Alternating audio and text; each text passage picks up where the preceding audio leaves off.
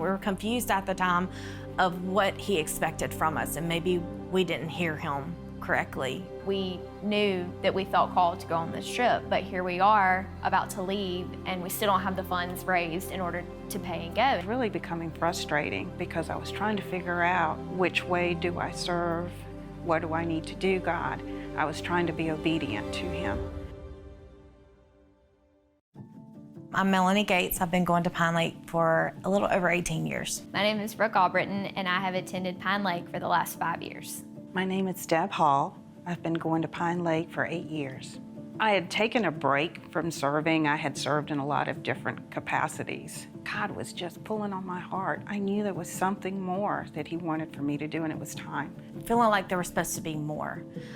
We felt like we were supposed to either foster or adopt. We weren't sure. Signs just kept pointing to foster for both of us. My friend Beatty Hill and I heard about the Pinelake mission trip to Italy. The trip cost about $1,500 a piece, and so we decided to try to raise funds along the way. Which way do I serve? What do I need to do, God? I went to a meeting, it didn't work out, the meeting got postponed. In order to become a foster parent, we had to move into a different house that had a room for a foster child. In order to do that, our kids wound up changing schools. It was about a week before we were due to leave, and we both owed over $600 apiece, and I was kind of starting to wonder, how am I gonna come up with the rest of this money? I had so many of my friends that were just telling me, Deb, this is not the right time. You need to step back, take a break. Legally in Mississippi, you can only have 4 or less children in your home to foster.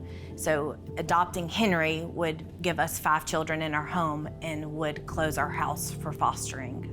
We were supposed to just love on so many children and to be there for families and to just be helpful, to be his hands and feet. And yet it was only one. We knew we were supposed to go on this trip, but here we are about to leave and we still don't have the funds that we need to go. 2 days before our mission trip to Italy, I messaged my leader and asked how much we had left to pay, and she messaged me back and told me that our trips had both been paid in full. I was astounded. I found out at work and I couldn't believe that somebody paid 2 strangers trips to go across the world. So Adam and I started leading a small group, and it was not a foster care group.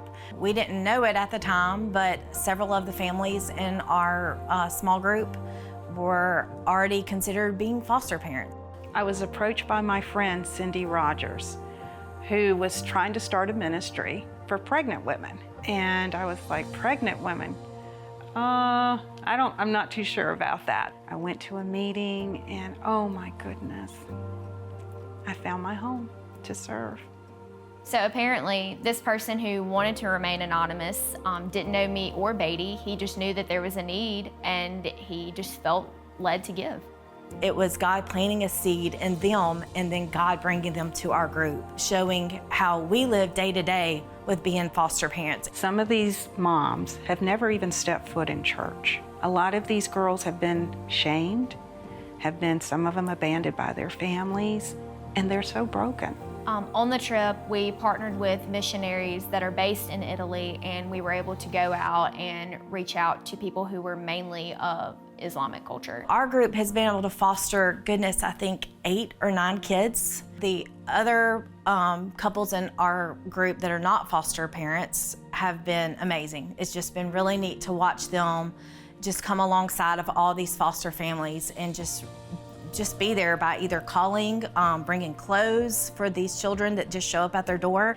And small groups have joined in and helped. We have a baby shower for them. They help with food, decoration, buying baby gifts. It is amazing all the different capacities that we needed help that the small groups came in and helped. Because of the generosity of a complete stranger whom I've never met, 2 people were able to go across the world and not only impact the lives of others, but I know that my life was impacted as well.